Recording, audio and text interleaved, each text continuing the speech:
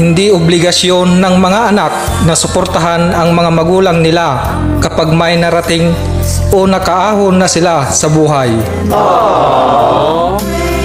Pero bilang anak, ikaw sa sarili mo, dapat mong tanawin lahat ng sakripisyo ng mga magulang mo.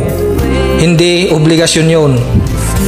Ang tawag doon, pagmamahal sa magulang at pagtanaw ng utang na loob. Napakasarap sa pakiramdam na makita mong nabibigyan mo ang mga magulang mo at hindi nakikitang nahihirapan.